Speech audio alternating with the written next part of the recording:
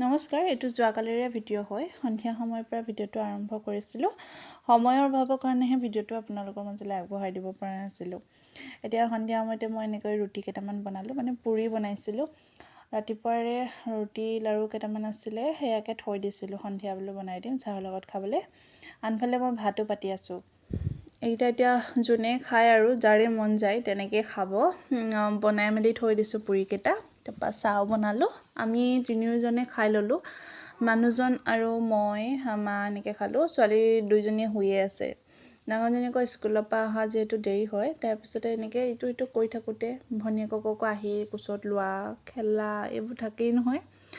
আহি পেলাই আকৌ মানে দেৰি হৈ যায়গৈ। সেই শুয়ে আছে। সিহঁতি শুই থাকোঁতে বোলো নাই মই বনাই মেলি লওঁ, যিহেতু তাই উঠাৰ লগে লগে আকৌ পঢ়ুৱাবলৈ হৈয়ে যাব। খুৱাই বোৱাই ল'ম আৰু লোৱাৰ পাছতে আকৌ পঢ়ুৱাব লাগিব।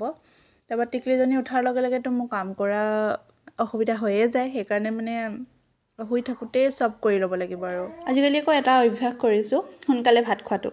যিহেতু সোনকালে ভাত খোৱাটো ভাল অভ্যাস বুলিয়ে কয় আৰু সোনকালে খাব লাগে। সেইকাৰণে আগতে 9টা, 9:30 এনেকৈ বাজি যায়।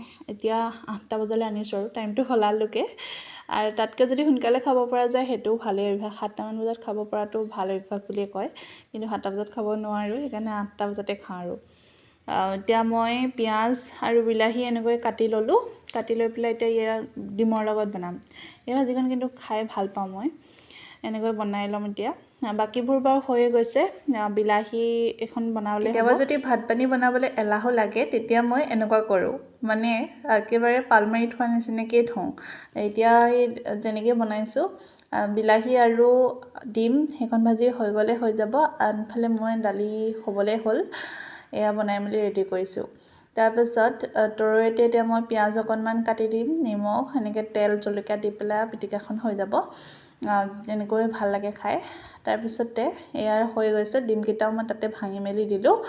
গোন্ধটো লৈ চাইছোঁ দেই, বৰ ধুনীয়া গোন্ধাইছে। ভাল লাগে তেনেকৈ খাই পেলাই। এইখিনি ৰেডি হৈ গ'ল। এতিয়া মই ভাত পানী বনাই আজৰি হৈ গ'লোঁ। তাৰপিছত আহি গ'লোঁ এতিয়া টিকলিজনীৰ ওচৰলৈ। বাপেকে জীয়েকে আকৌ পূৰা খেলি আছে। ডাঙৰজনী উঠিলে, তাইকো খাবলৈ মেলিবলৈ দিলোঁ। এতিয়া পঢ়াত বহাইছোঁ। আৰু যদি মোৰ ভিডিঅ'বোৰ চাই ভাল পায় তেন্তে পেজটো ফ'ল' কৰি ল'ব। আজিলৈ ইমানেই, বাই।